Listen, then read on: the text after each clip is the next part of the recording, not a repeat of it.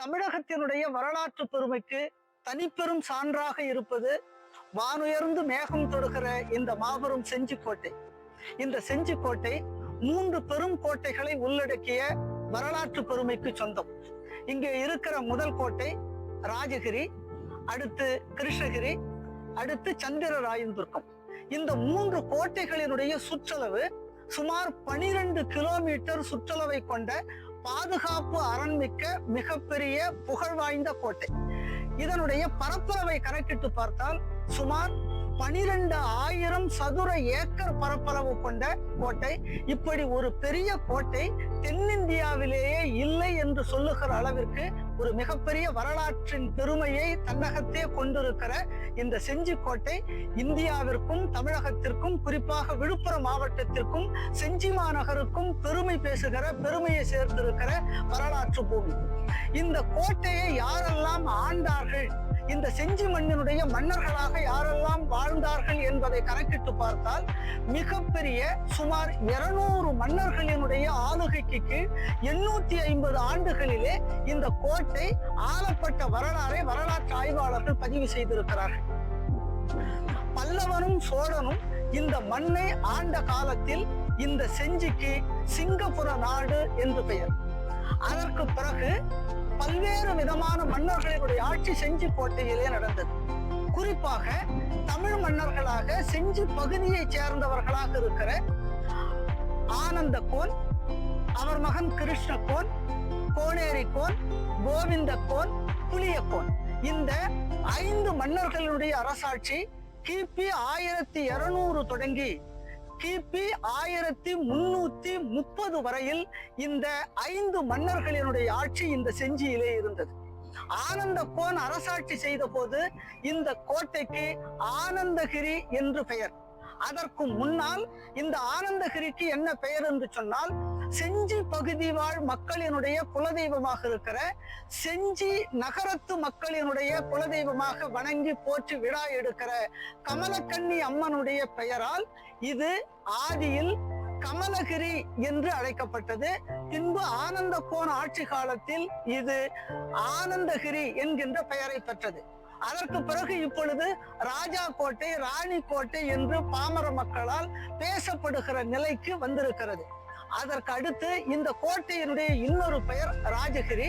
இந்த ராஜகிரி என்கின்ற பெயர் யாருடைய ஆட்சி காலத்திலே மாறுகிறது என்று சொன்னால், நாயக்க மன்னர்கள் 9 மன்னர்கள் இந்த செஞ்சியை அரசாண்ட போது கிட்டத்தட்ட 180 ஆண்டுகள் நாயக்க மன்னர்களுடைய அரசாட்சி நடக்கிறது. இந்த ஆட்சி காலத்தில் 9 நாயக்க மன்னர்களுடைய ஆட்சி நடந்தது. அதிலே குறிப்பாக கிருஷ்ணப்ப நாயக்கரினுடைய ஆட்சி காலத்தில் இந்த ஆனந்தகிரி என்கிற கோட்டை ஆனந்த கோனால் ஆளப்பட்ட அந்த ஆனந்தகிரியை ராஜகிரி என்று பெயர் மாற்றினார் என்பது வரலாற்றிலே சொல்லப்படுகிற வரலாற்று உண்மை. அடுத்து ஆனந்த கோன் இவர்களுடைய வம்சாவளியினருக்கு பிறகு 1331 தொடங்கி 1341 சுமார் 10 ஆண்டு காலம் கோபிலிங்கன் என்கிற மன்னனுடைய ஆட்சி நடந்தது. அதற்கு பிறகு பொய்சாளர்கள், பாண்டியர்கள் இவர்களுடைய ஆட்சி சிறிது காலம் நடந்தது. வல்லாளராசன் உள்பட இந்த செஞ்சிக்கோட்டையை ஆண்ட வரலாற்று குறிப்புகள் இந்த மண்ணிலே இருக்கிறது. அடுத்து இந்த ஆட்சி கோபிலிங்கனுக்கு பிறகு நாயக்க மன்னர்களினுடைய ஆட்சியாக மாறுகிறது. முதலாவதாக கிருஷ்ணதேவராயனுடைய படைத்தலைவராக இருக்கிற கிருஷ்ணப்ப நாயக்கர், அவருடைய ஆட்சி தொடங்குகிறது. முத்தையால் நாயக்கர், இப்படி 9 நாயக்க மன்னர்களுடைய ஆட்சி. நாம் பார்த்து கொண்டிருக்கிற இந்த கலைநயமிக்க இந்த செஞ்சிக்கோட்டை ராஜகிரி ஆகட்டும், கிருஷ்ணகிரி கோட்டையாகட்டும், சந்திரராயன் துர்க்கமாக இருக்கட்டும், இந்த 3 மலைக்கோட்டைகளையும் கலை பொக்கிஷங்களோடு மாற்றிய பெருமை நாயக்க மன்னர்களை சாரும். அதிலே குறிப்பாக முத்தையால் நாயக்கர் என்கிற மன்னன் மலையினுடைய அடிவாரத்திலே இருக்கிற வெங்கடரமணர் ஆலயத்தை கட்டி மக்களினுடைய வழிபாட்டிற்கு விட்டார். அதற்கு பிறகு பக்கத்திலே இருக்கிற பட்டாபிராமர் ஆலயத்தையும் முத்தையால் நாயக்கரால் கட்டி மக்களினுடைய வழிபாட்டுக்கு இருந்தது. இதிலே குறிப்பாக செஞ்சி ஒரு காலத்தில் 2 பெரும் பிரிவுகளாக பிரிக்கப்பட்டு விஷ்ணு செஞ்சி, சிவ செஞ்சி என்கின்ற இரு பகுதிகளாக இருந்தது. அதிலே நாம் இப்பொழுது கோட்டை கட்டி வரலாற்று பெருமைக்கு சொந்தம் என்று பேசிக் கொண்டிருக்கிற இந்த எழில்மிகு கோட்டைகள் இருக்கிற பகுதி நமக்கு இது சிவசெஞ்சி. மேலச்சேரி, சிங்கவரம் இந்த இரு பகுதிகளும் விஷ்ணு செஞ்சி என்று அழைக்கப்பட்டது. காரணம், அங்கே ரங்கநாதருக்கு ஆலயம் அப்படி கட்டப்பட்டு பெருமைக்குரியதாக மக்களினுடைய வழிபாட்டு தலமாக இருக்கிறது. இந்த செஞ்சி பல்வேறு மன்னர்களுடைய ஆட்சி காலத்தில் பல பெயர்களினுடைய மாறுதலுக்கு உட்பட்டதாக வரலாற்று ஆய்வாளர்கள் கல்வெட்டு ஆதாரங்களும் நமக்கு சான்று பகர்கின்றன. குறிப்பாக நம்முடைய நாயக்க மன்னர்களினுடைய ஆட்சி காலம், ஆனந்த கோனினுடைய ஆட்சி காலம், அதற்கு பிறகு சுல்தான்களுடைய ஆட்சி காலம், முகலாயர்களுடைய ஆட்சி காலம், மராட்டிய மன்னர்களுடைய ஆட்சி காலம் என்று பார்க்கிற போது ஒவ்வொரு மன்னர்களுடைய ஆட்சி காலத்திலும் ஒவ்வொரு பரம்பரையினர் இந்த மண்ணை ஆளுகிற போதும் செஞ்சியினுடைய பெயரை மாற்றினார்கள் என்கின்ற வரலாற்று குறிப்புகள் இருக்கின்றது. குறிப்பாக சுல்தான்களுடைய ஆட்சியில் செஞ்சி பாதுஷாபாத் என்று அழைக்கப்பட்டது. முகலாயர்களுடைய ஆட்சி காலத்தில் நசரத் கட்டா என்று செஞ்சி அழைத்தார்கள். மராட்டிய மன்னர்கள் சிந்தி என்கின்ற பெயரோடு செஞ்சி அழைத்தார்கள். ஆனால் இந்த செஞ்சி என்கின்ற பெயர் வருவதற்கான காரணங்களை எங்களுடைய மூதாதையர்களும் முன்னோர்களும் வரலாற்று ஆய்வாளர்களும் பல்வேறு விதமான காரணங்களால் இது செஞ்சி என்று அழைக்கப்பட்டது என்பதை குறிப்பிட்டு எழுதியிருக்கிறார்கள். செஞ்சி என்பது மிகப்பெரிய பாதுகாப்பு அரண் சூழ்ந்த கோட்டை, மதில் சுவர், அகழி இருக்கிற ஒரு மிகப்பெரிய, எதிரிகள் உட்புக முடியாத ஒரு மிகப்பெரிய கோட்டை. அந்த கோட்டை மதில் அழகு பிரம்மாண்டமாக நீங்கள் பார்க்கிற இந்த மதில் எல்லாம் எதிரிகள் உட்புக முடியாத பலம் வாய்ந்த மதில் சுவரை கொண்டது. அதாவது இஞ்சி என்கிற தமிழ் சொல்லுக்கு மதில் என்கின்ற அர்த்தம். இஞ்சி சூழ் நகர் என்கின்ற அந்த பெயர் பிற்காலத்தில் இஞ்சினா மதில், அந்த இஞ்சி சூழ் நகர் தான் ஒரு காலத்தில் பின்னால் செஞ்சி என்று மருவி இருக்கலாம் என்றும், அனுமன் சஞ்சீவி மலையை இலங்கைக்கு தூக்கி சென்ற போது சிதறிய குன்றுகளாக இவைகள் இருந்தது என்று புராணங்கள் சொல்லுவதால் சஞ்சீவி மலையில் இருந்து பெயர்ந்து விழுந்த இந்த மலைக்குன்று பகுதிகள் என்பதால் இது சஞ்சீவி செஞ்சி என்று மருவி இருக்கலாம் என்கின்ற வரலாற்று குறிப்புகளையும் புராணங்களிலே நம்மால் பார்க்க முடிகிறது. அதற்கு பிறகு இந்த செஞ்சியை சுல்தான்களினுடைய ஆட்சி, சுல்தான்களிலே பீஜப்பூர் சுல்தான், கோல்கண்டா சுல்தான், மிர்ஜுவா இவர்களினுடைய ஆட்சியிலே சுமார் 28 ஆண்டு காலம் இந்த செஞ்சியை ஆட்சி செய்கிறார்கள். அதற்கு பிறகு செஞ்சியை நம்முடைய ஆளுகையின் கீழ் கொண்டு வர வேண்டும் என்று மராட்டிய மாவீரன் சிவாஜி மிகப்பெரிய படையோடு செஞ்சிக்குள் நுழைந்து படையெடுத்து வந்து சுல்தான்களோடு சிலர் போர் நடந்ததாகவும் பேச்சுவார்த்தையின் மூலமாகவே இவர்கள் சுல்தான்கள் விரட்டி அடிக்கப்பட்டார்கள் என்கின்ற செய்தியையும் வரலாற்று குறிப்புகளிலே நாம் பார்க்க முடிகிறது. பீஜப்பூர் சுல்தான், கோல்கண்டா சுல்தான் இவர்களுடைய ஆட்சி பகுதியாக இருந்த இந்த பகுதியை மராட்டிய மன்னன் சிவாஜி கைப்பற்றி சுமார் கிபி 1677 தொடங்கி கிபி 1697 வரையில் சுமார் 20 ஆண்டு காலம் மராட்டிய மன்னன் சிவாஜியினுடைய ஆளுகையின் கீழ் இருந்தது. சிவாஜி இந்த கோட்டையை பிடித்தது 1677. அவருடைய மரணம் 1680 நிகழ்கிறது. இந்த கோட்டையை கைப்பற்றிய 3 ஆண்டுகளில் மாவீரன் சிவாஜி உடல் நோய்வாய்ப்பட்டு மரணமடைகிறார். அதற்கு பிறகு சிவாஜியினுடைய மகன் சாம்போஜி ஆட்சி நடக்கிறது. சாம்போஜிக்கு பிறகு சாக்கோஜி, அதற்கு பிறகு அவருடைய மைத்துனர் அம்பிகாபாயினுடைய கணவர் அஜ்ஜு மகாதிக் என்பவர் சிவாஜியினுடைய மருமக பிள்ளை அஜ்ஜு மகாதிக். அவருடைய ஆட்சி சிறிது காலம் நடக்கிறது. அவருடைய மரணத்திற்கு பிறகு அவருடைய மனைவி சிவாஜியினுடைய மகள் அம்பிகாபாயினுடைய ஆட்சி நடக்கிறது. அதற்கு பிறகு மராட்டிய மண்ணிலே இருந்து செஞ்சி மண்ணை ஆள்வதற்கு ராஜாராம் செஞ்சி கோட்டைக்குள் வருகிறார். அவருடைய ஆட்சி காலம் மராட்டியர்களுடைய ஆட்சி காலமாக புகழ்பெற்று இன்றும் பேசப்படுகிற ஒன்றாக செஞ்சி பலம் பொருந்திய கோட்டையாக மாறியதற்கு காரணம் அவர்கள்.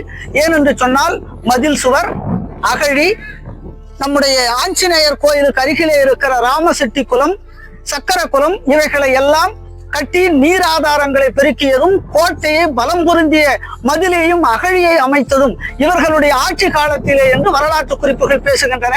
அதே போல் நாயக்க மன்னர்களினுடைய 180 ஆண்டுகால ஆட்சியில் கோயில்கள் கலை பொக்கிஷமாக உள்ளே இருக்கிற கல்யாண மகால் கிருஷ்ணப்ப நாயக்கர் ஆட்சி காலத்திலே கட்டப்பட்டது.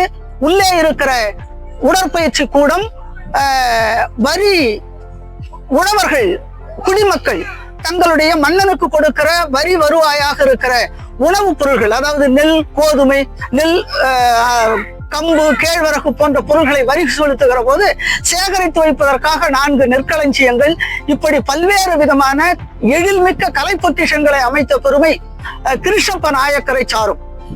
இப்படி ஒவ்வொரு மன்னருடைய ஆட்சியிலும் இந்த கோட்டை பொலிவு பெற்று வரலாற்றினுடைய பெருமைக்கு விழுப்புரம் மாவட்ட மக்களும், தமிழக மக்களும், உலக மக்களும், இன்று இந்தியாவிலே இருக்கிற பிற மாநில மக்களும் தினந்தோறும் 1000 கணக்கானவர்கள் வந்து கண்டுகளித்து செல்லுகிற எழில்மிகு பெரும் கோட்டையாக தென்னிந்தியாவிலே இந்தியாவின் பெருமை பேசுகிற கோட்டையாக இந்த 3 கோட்டைகளும் இருக்கிறது.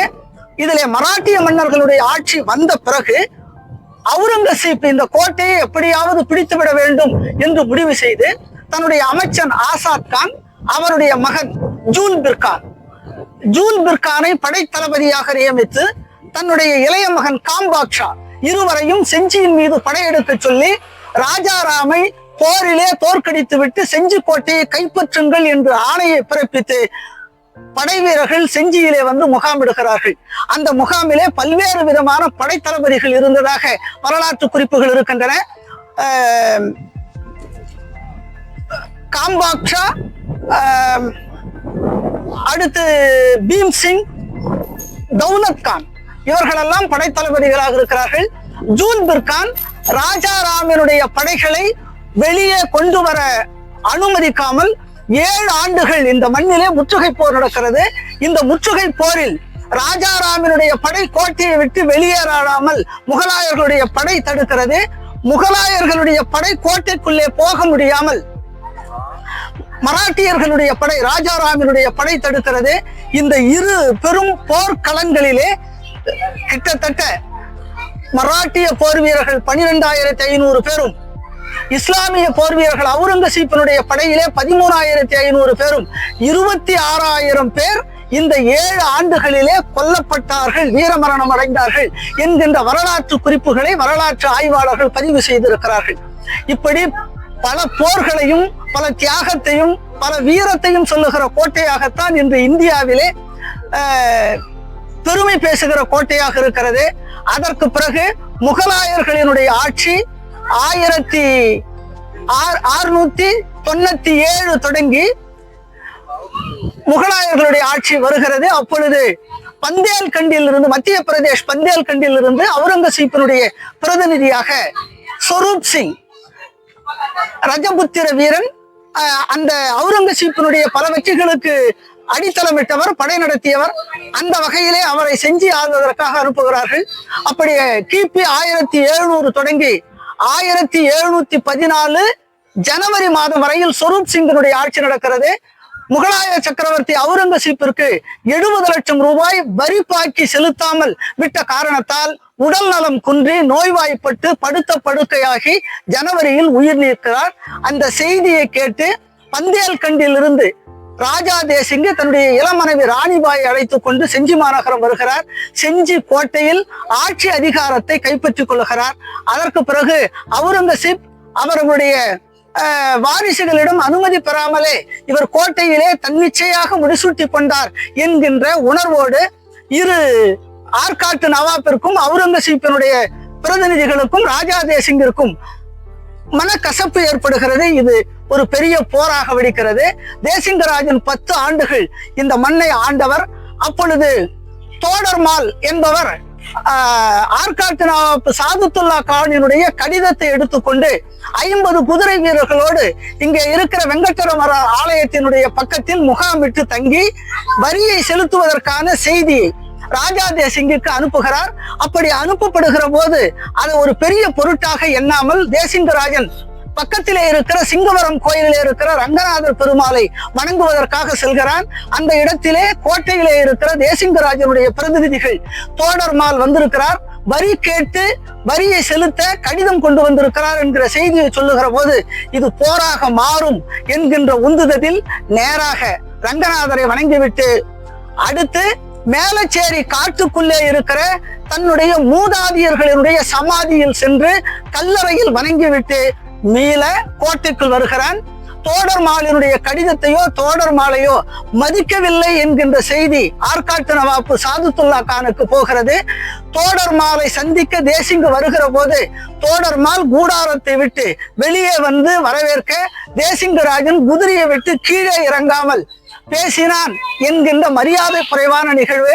அதற்கு அடுத்து அவருடைய கடிதத்தை கொடுத்த போது தூக்கி எறிந்து விட்டு வரி கொடுக்க மாட்டேன் என்று சீற்றமாக கோபமாக பேசிய நிகழ்வு 1714 அக்டோபர் 3 மிகப்பெரிய போராக வெடிக்கிறது. 10,000 காலாட்படை, 5,000 குதிரைப்படை தேவனூரில் முகாமிட்டு அன்னமங்கல கிராமத்தை கடந்து பத்தியப்பேட்டை மலையடிவாரத்தில் போர் நடக்கிறது.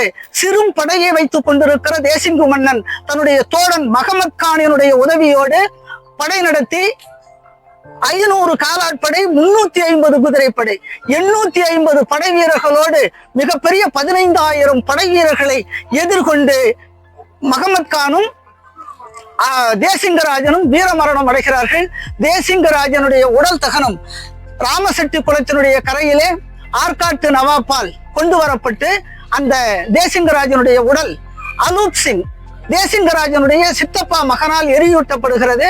இறுதிச் சடங்கு உரிய மரியாதையோடு நடக்கப்பட்டு ராணிபாய் தேசிங்கராஜனுடைய இளமனைவியும் அந்த ரஜபுத்திர பெண் தேசிங்கராஜனோடு உடன்கட்டை ஏறி கணவனோடு தன்னுடைய உயிரை தியாகம் செய்து தான் ரஜபுத்திர குலவழக்கப்படி அவளும் மரணம் எய்கிறார், உடன்கட்டை ஏறுகிறாள்.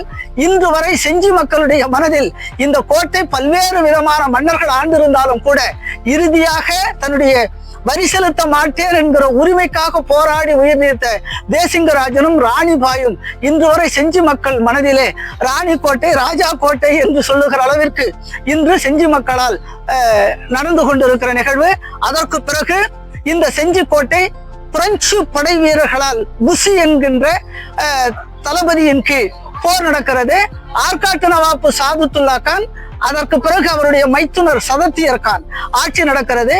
அதற்கு பிறகு நாசர் ஜங் என்பவருடைய பொறுப்பிலே கோட்டை இருக்கிற போது பிரெஞ்சு படை மிகப்பெரிய படையோடு பீரங்கி, துப்பாக்கி, குதிரை வீரர்களோடு கோட்டையை தாக்க வர அந்த நாசர் ஜங் வெள்ளிமேடு பேட்டை என்கின்ற இடத்திலே போய் எதிர்கொள்ள அந்த இடத்தில் நாசர் ஜங்கை துப்பாக்கியால் சுட்டு வீழ்த்த வீரமரணம் அடைகிறார். அதற்கு பிறகு இந்த செஞ்சிக்கோட்டை பிரெஞ்சு ஆதிக்கத்தின் கீழ் 10 ஆண்டுகள் இருக்கிறது. அதற்கு பிறகு வெள்ளையர்களினுடைய ஆட்சி, பிரெஞ்சு படையை வீழ்த்தி இந்த கோட்டை இந்திய நாட்டினுடைய சுதந்திரம் வரையில் இந்த கோட்டை செஞ்சியினுடைய இங்கிலாந்து ஆட்சி, வெள்ளையர்களினுடைய ஆட்சியாக மாறுகிறது.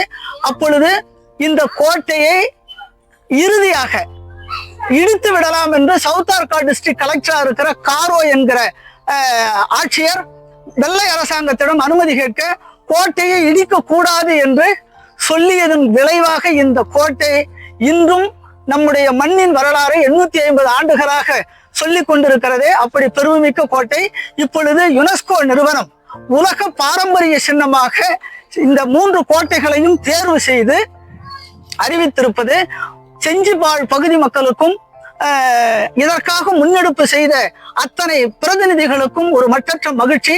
இதை இனிப்பு கொடுத்து கொண்டாடுகிற அளவிற்கு செஞ்சி மக்கள் நாங்கள் மகிழ்ச்சியாக இருக்கிறோம். அது மட்டுமல்ல, இதற்காக உலக பாரம்பரிய சின்னமாக அறிவித்து உலகத்திலே இருக்கிற அத்தனை மக்களினுடைய பார்வையும் இந்த வரலாற்று பூமியின் மீது சுற்றுலா தலமாக மாற்றி பயணித்து கண்டுகளிக்க ஏற்பாடு செய்திருக்கிற இந்த யுனெஸ்கோ நிறுவனத்திற்கும், அடுத்து இதற்காக முன்முயற்சி எடுத்து இந்த கோட்டையை மராட்டியர்களினுடைய கோட்டைகளில் ஒன்றாக 11 கோட்டை மராட்டிய மண்ணிலும் செஞ்சியிலே வீர சிவாஜி கைப்பற்றிய கோட்டை என்பதால் இந்த கோட்டையையும் சேர்த்து 12 கோட்டைகள் என்று உலக பாரம்பரிய சின்னமாக அறிவித்திருக்கிறது. அதற்கு முன்னேற்பாடு செய்த மத்திய அரசிற்கும் இன்று ஸ்டாலின் ஐயா அவர்களினுடைய மாநில அரசிற்கும் செஞ்சி சட்டமன்ற உறுப்பினர் திரு மஸ்தான் அவர்களுக்கும் இந்த பகுதி வாழ் வரலாற்று ஆய்வாளர்கள், சமூக ஆர்வலர்கள், வணிக பெருமக்கள், கல்வித்துறையை சார்ந்த அதிகாரிகள், வருவாய் ஆட்சியர், விழுப்புரம் மாவட்ட ஆட்சியர் அத்துணை பேரும் மிகப்பெரிய முன்முயற்சி எடுத்து தொல்லியல் துறையினுடைய முன் ஏற்பாட்டில் இது இன்று உலக பாரம்பரிய சின்னமாக அறிவிக்கப்பட்டிருப்பது செஞ்சி பகுதிகளினுடைய மக்களுக்கு மட்டுமல்லாது தென்னிந்திய வாழ் இருக்கிற தமிழர்களுக்கும் இந்தியா முழுக்க இருக்கிற நம்முடைய தேசத்தின் பிரதிநிதிகளுக்கும் வரலாற்று சான்றின் பெருமையை பேசுகிற மாபெரும் கோட்டையாக இந்த செஞ்சி கோட்டை ராஜகிரி, கிருஷ்ணகிரி, சந்திரராயந்திற்கும் உலகத்தின் பார்வையில் இன்று சென்றிருப்பது எங்களுக்கெல்லாம் மற்றற்ற மகிழ்ச்சி இந்த நேரத்திலே நாங்கள் பகிர்ந்து கொள்கிறோம். நன்றி, வணக்கம். நான் முனுசாமி, ஓய்வு பெற்ற மேல்நிலைப் பள்ளி தலைமை ஆசிரியர். நான் விழுப்புரம் மாவட்டத்தில் கல்வித்துறையில் பணியாற்றிய போது தொன்மை பாதுகாப்பு மன்றத்தினுடைய விழுப்புரம், கள்ளக்குறிச்சி 2 மாவட்டத்திற்கும் தொன்மை பாதுகாப்பு மன்றத்தினுடைய ஆலோசகராக கல்வித்துறையிலே பணியாற்றியவர். இப்பொழுது ஓய்வு பெற்ற தலைமை ஆசிரியராக இருக்கிறேன்.